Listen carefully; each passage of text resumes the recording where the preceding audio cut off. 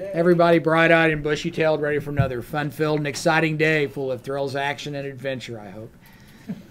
This morning's talk is going to be about, we're going to talk about the life and times of Glenn Lord. Certainly an hour isn't nearly enough time to really tell all the good stories we know about Glenn, because they can go on and on and on.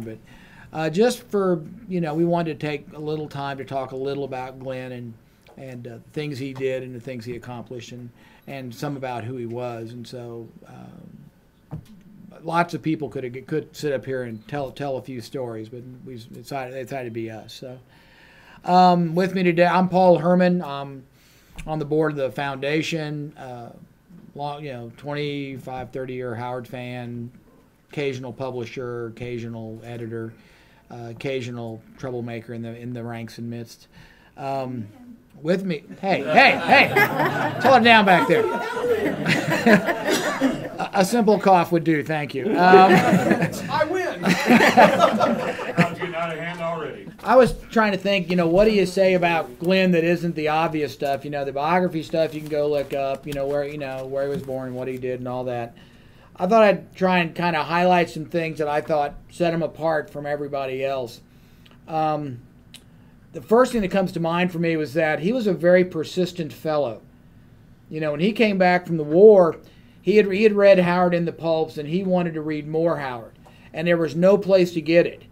And most people at that point would say, darn, and they would stop right there. And Glenn, being the only person to do it, decided, no, I'm going to go find everything.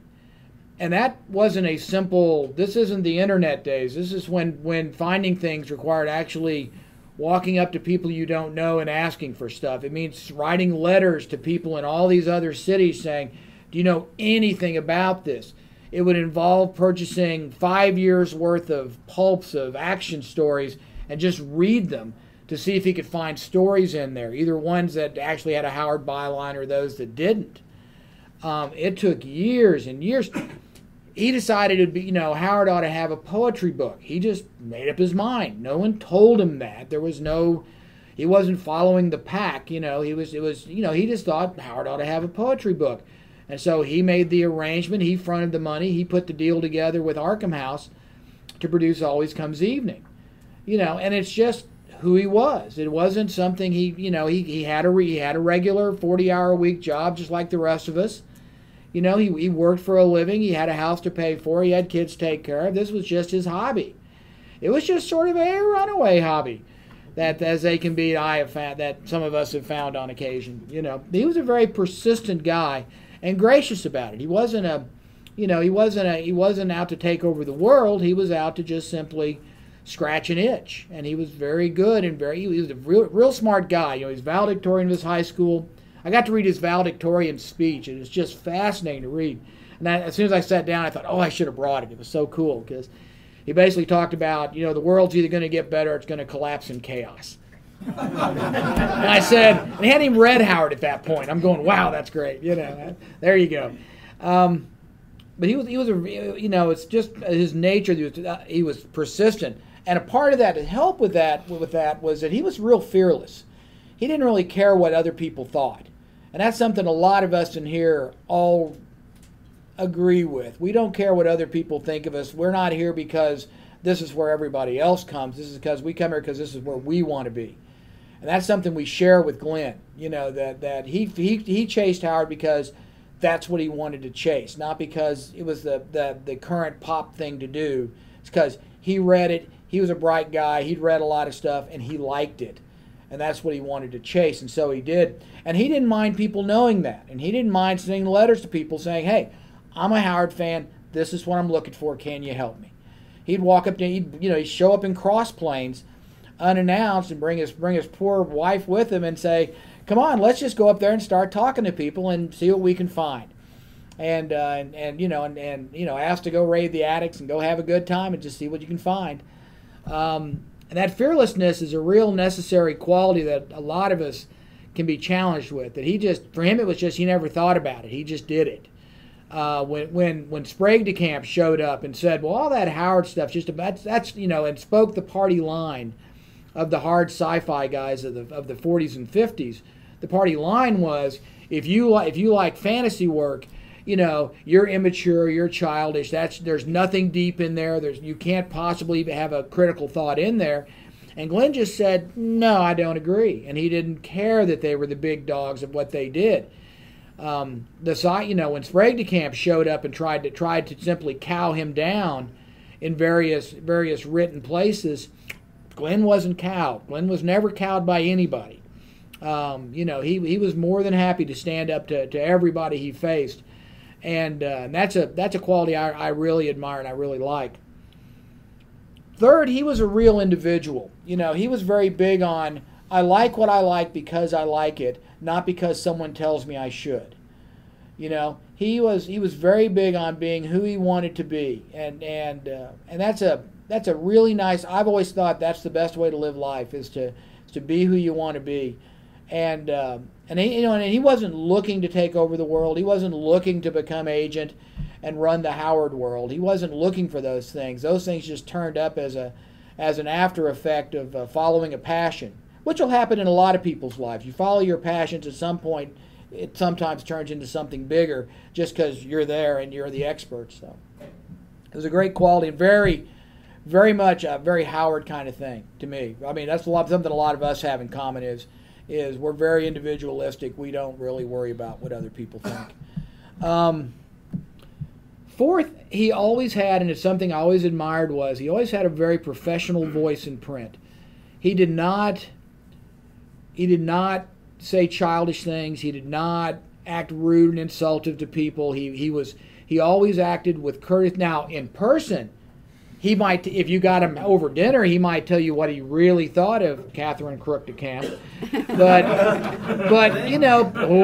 and it might be pretty quick and even witty. But it would be something he would share personally. He understood the point that what you say out there into the world in print is going to be around forever, and it's something I teach classes in my company, and I always tell the younger people in the group, you guys have Facebook and you have Twitter and all these fun things, and you can just prattle on all the time. That follows you your whole life.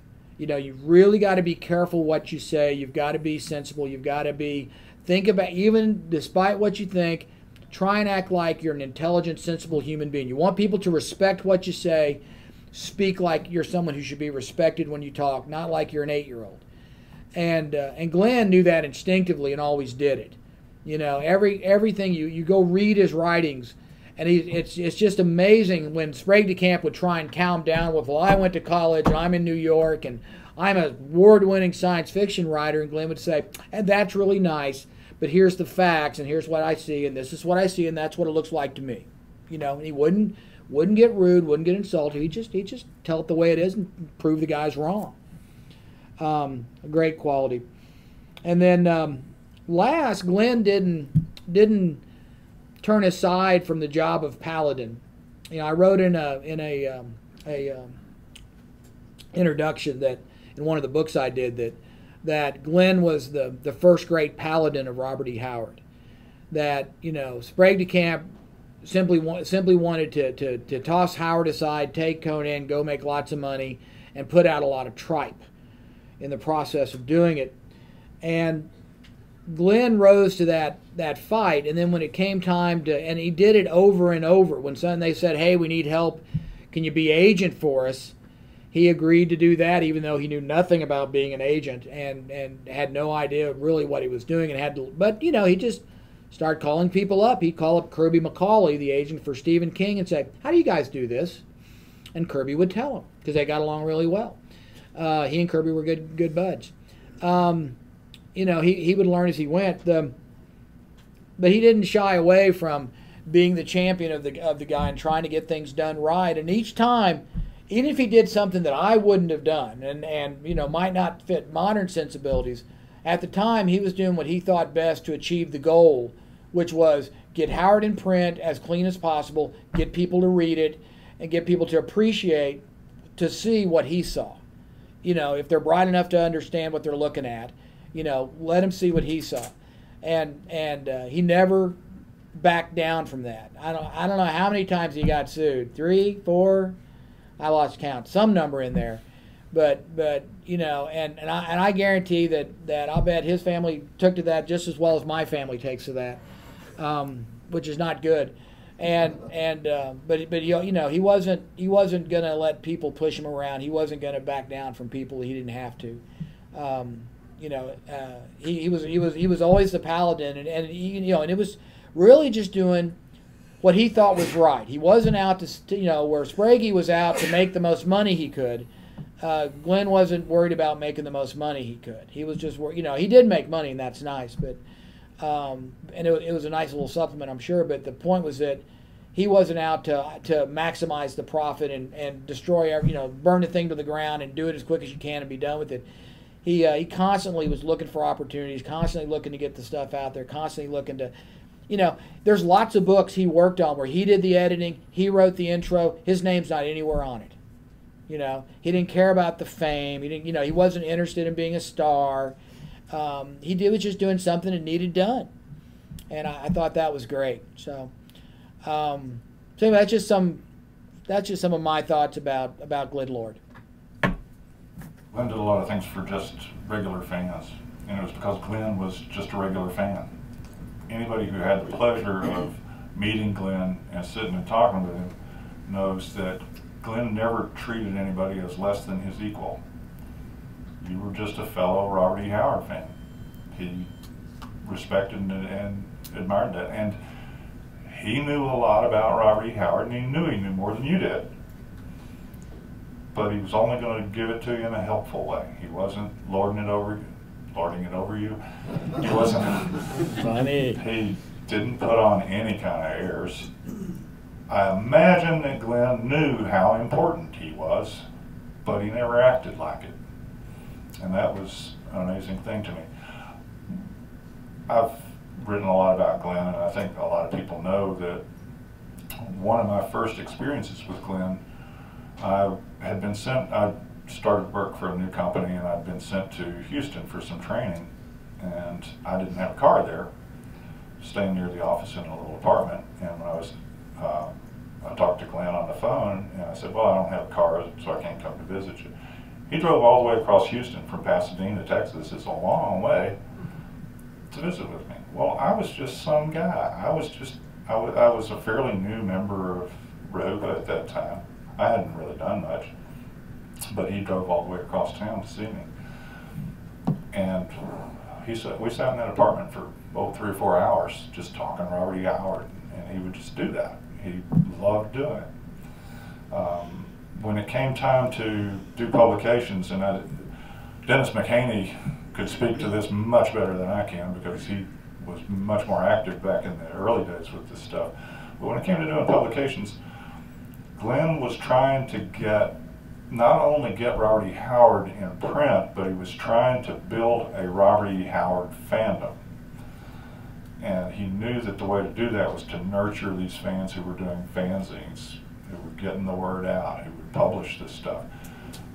But he wasn't going to give you the top flight stuff. What he was trying to do was nurture something that would get a professional publisher interested in publishing the really good stuff that would sell and be commercial.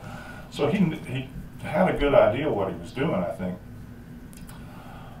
But one of the results of that was building a Robert E. Howard fandom that did not exist at the time.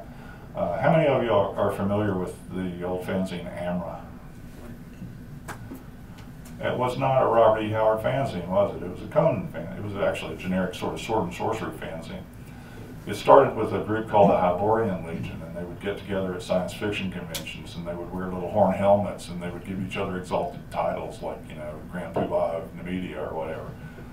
That's what Robert E. Howard fandom would be if it hadn't been for Glenn Lord. We would just be going around at conventions wearing funny hats and giving each other exalted titles. We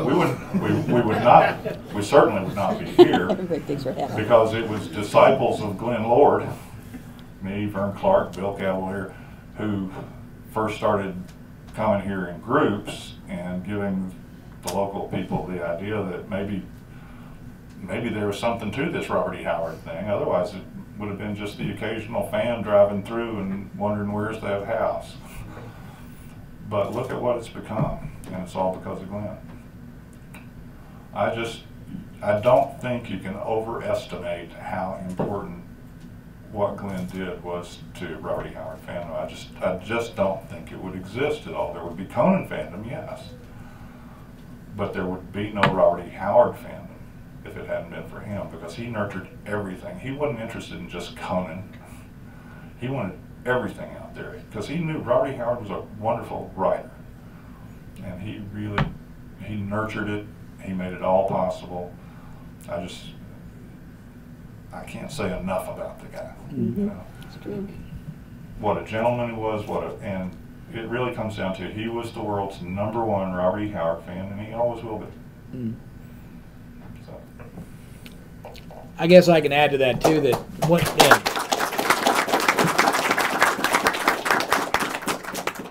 you know, the first time I met Glenn, I'd moved from Oklahoma to Texas. I was living in Houston. I had my 12 little Conan books, and that was all there was of the world. And one time I noted in somewhere in the front, it mentioned his name on something, and I thought, and it said Pasadena, Texas, and I thought, hey, where's that? And I look at the map and I go, well, I had to call him up, and I call him and say, hey, you want to have lunch? He says, sure, let's have lunch. And we get together, and we just, you know, and he was always gracious, always polite, always kind. He'd listen to what I had to say. He would, you know, he would hopefully correct me when I was blatantly wrong, and understood that I was okay with him correcting me when I was blatantly wrong. You know, and he was a very respectful person, and very gracious, and so helpful. You know, and he was never impressed with himself. You know, he was a smart guy. He knew he was a smart guy. He knew a lot of stuff. He knew a lot of people. You know, I've got to see some of his correspondence. It's amazing, all the people that would send right back and forth with him, that he got along with, and he never got you know, all full of himself about it. He was always a nice guy, always a helpful guy. Would tell you what he could tell you. You know, one time when I was going to put together a book of the complete action stories, I said, boy, I only own like 2 of these or 3 of these. Can I borrow the others? And, you know, I mean, and I was back when I'm living up in Plano now, 250 miles away, and he says, oh yeah, I'll send them to you. And I said, okay. And, you know, 3 days later, this box shows up on my doorstep, and it's just a box sitting on my doorstep, and I open it up, and it's full of pulps, you know, that are probably worth $200 a piece, just sitting in a box on my front porch. I'm like, you know, I run them in, get what I need out of them, put them all back in Mylar, real neat and clean, box them up, and then I hand deliver them back, you know. Not putting those in the mail, no. But he never got real, you know, he knew it all the way from back in the time when all those, you know, he remembers printing up etchings in ivory and then trying to sell them and taking years to get rid of them. Or Always Comes Evening cost him like $2 a piece to print them. It took him 5 or 10 years to sell those things off. And he was never impressed with all that stuff. I mean, I guess he understood when stuff had value, but he didn't get real excited about that part of it. When we were doing the Wandering Star Conans, Jim Keegan was going to do the scans for the Hyborian Age maps that Robert E. Howard had drawn on typing paper. And Glenn was going to send them to him so they could do scans of the originals. And Jim just about lost it when he received a manila envelope with stamps on it in his mailbox, and in it were the original maps. Jim got on the phone. Next time, if we ever do this again, my FedEx account number is. And you can insure it. He's a great believer in the U.S. Postal Service. He believed It was the cheapest way. That's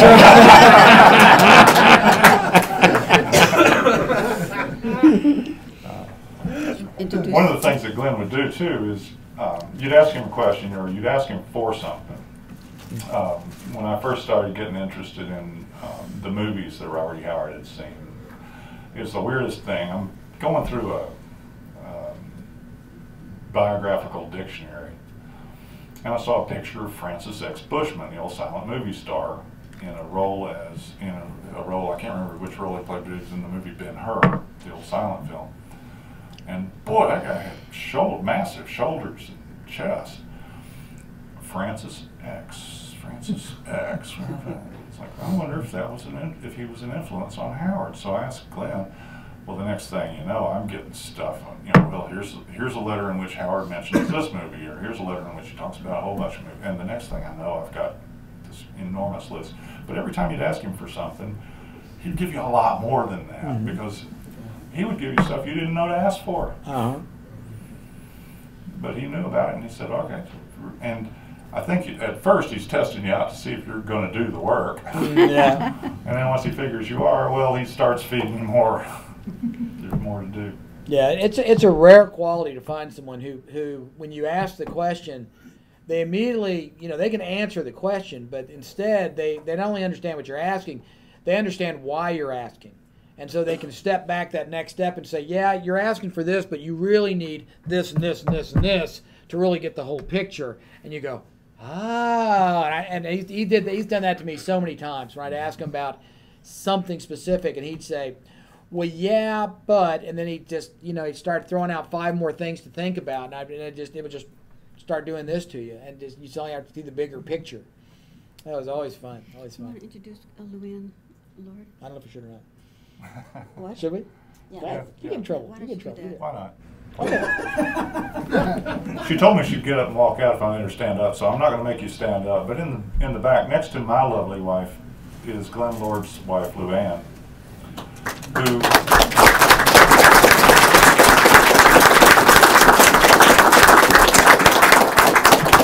I got to tell you guys this. Many of you know this. You guys that are married, you know this stuff. Well, all the things that we do wouldn't be possible without these ladies. Amen. If it weren't for Shelley, none of those Wandering Star books would have gotten done, because she cleared the decks and gave me time to do it. And I know that Luann did the same for Glenn. Accompanied on a lot of journeys, just as Shelley has accompanied me all over Texas on trips that I would say, well, Robert E. Howard took this trip and we're going to follow his route. And she's like, oh, okay, good, fine. As long as we end up in Santa Fe, we're fine. And Dina Herman, I'm sure gives you lots of time. Oh, yeah. Lots of time. And I know that without Tammy Ream, none of the Foundation's publications would be getting done. So we're very, very fortunate to have some very patient women. And thank you, Luann, for all you did for Glenn. Yes.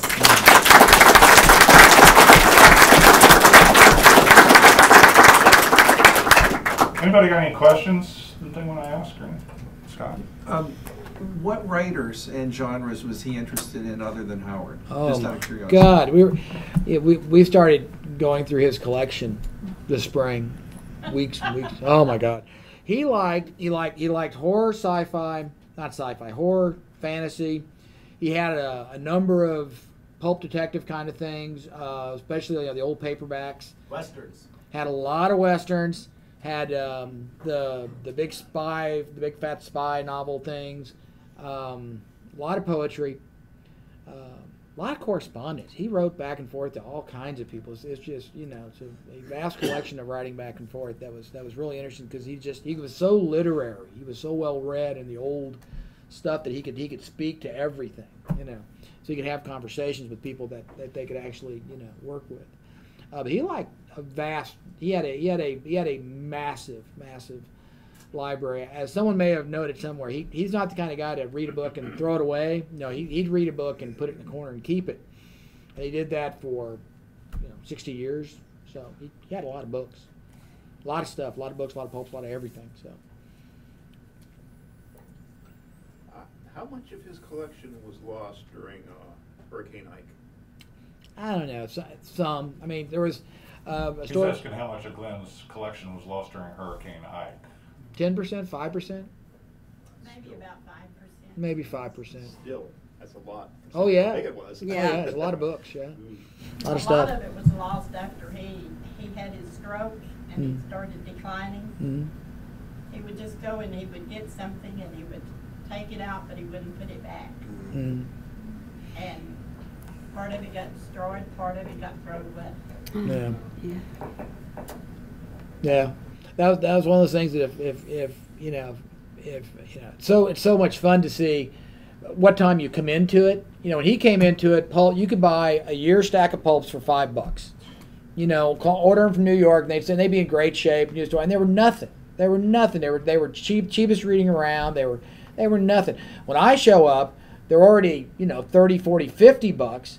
You know, and by the time I'm 5 years into it, everything's going in Mylar and everything's getting sleeved. And he never had that issue. He just never saw any of his stuff that way. He never looked at it and said, "Oh, we've got to," you know. He saved everything. But he wasn't going to spend $1 million, you know, bagging and boarding his entire comic collection. He had a good comic collection too.